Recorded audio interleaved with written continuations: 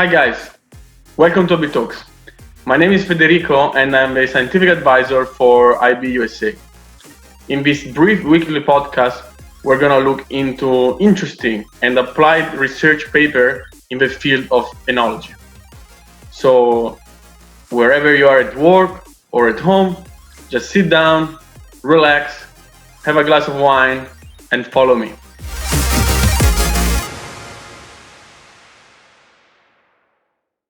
Hi guys, welcome to this new episode of AB Talks.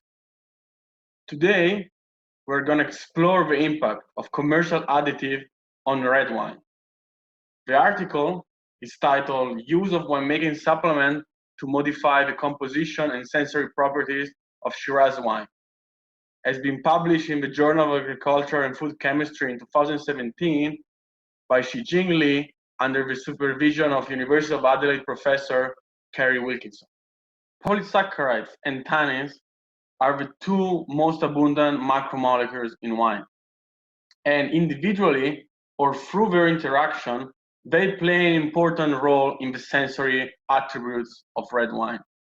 However, harvesting grapes at optimal maturity, so with the desired sensor characteristics, is critical to achieve the target wine style.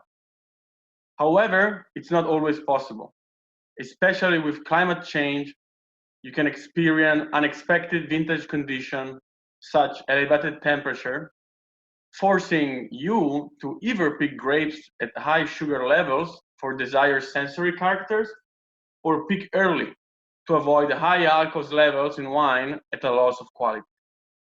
Concentration and composition of tannin and polysaccharides and then mouthfeel can also be modified through winemaking practices, but also with the use of winemaking supplements.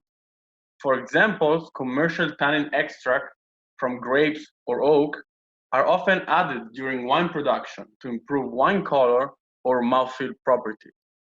This study explored to what extent winemaking supplements, in particular one maceration enzyme, one commercial tannin, and one mannoprotein, could modify the wine composition and therefore the organoleptic characteristic of Shiraz wine. A late harvest treatment was included in the study to compare a naturally higher in tannins and polysaccharide wine with a wine treated with additives. So this is the layout of experiment. We have early harvest grapes or late harvest grapes with no addition that are our controls, or the early harvest grape can go through cold soak or no cold soak. The cold soak treatment can have no enzyme addition or enzyme addition or enzyme and mannoproteins addition, while the no cold soak treatment can have tannins addition, tannins plus mannoproteins addition, or just mannoproteins addition. Wine were analyzed 3 months after bottling, and no significant difference were found in the basic wine composition between the treatment, only between the early and late harvest control. In fact, as expected from riper grapes, ethanol went from 14 to 16.7. We have a higher TA because of the addition of tartaric acid at bottling, and we have higher levels of residual fructose and glycerol. The author finds that the treatments didn't differ in the polysaccharide concentration. However, the addition of a mannoprotein and enzyme differ in the polysaccharide composition. In particular, mannose, galacturonic acid, and arabinose.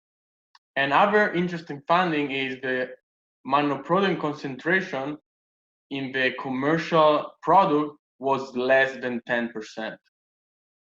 Wines made from the later harvest grape were significantly higher in tannins and anthocyanin concentration, having more skin tannins together with bigger tannins. Enzyme and enzyme plus mannoprotein were the most comparable with later harvest wine. This is because of the enzyme ability to degrade cells walls. Tannins addition didn't show any result, while mannoproteins addition has the lower tannin concentration, together with a reduced color density. What was the impact on the sensory profile? Significant differences were found in intensity ratings for 10 sensory attributes: red fruit, dark fruit, confectionery aromas, jammy flavor, and flavor intensity, and 5 palate attributes: sweetness, palate fullness, astringency, coarseness, and hotness. In this graph, cold soak and control wines are positioned close to the centers.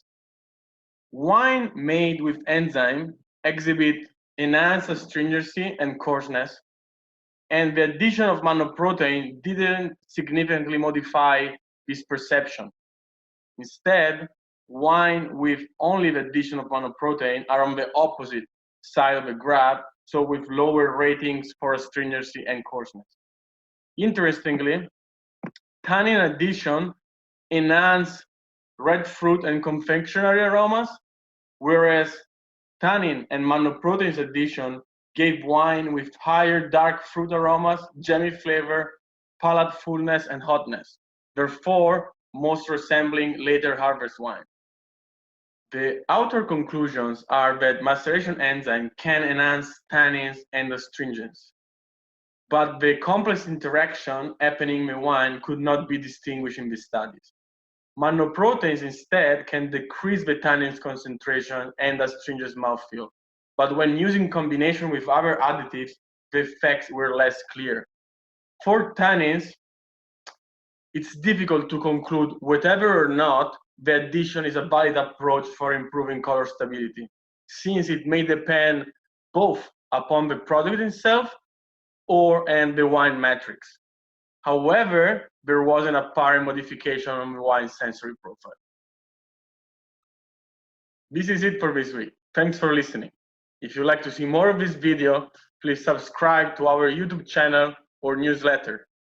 If you'd like more information on hybrid product and equipment to modify the sensory profile of your wine, please contact your sales representative. Stay safe, stay connected. See you next week. Ciao.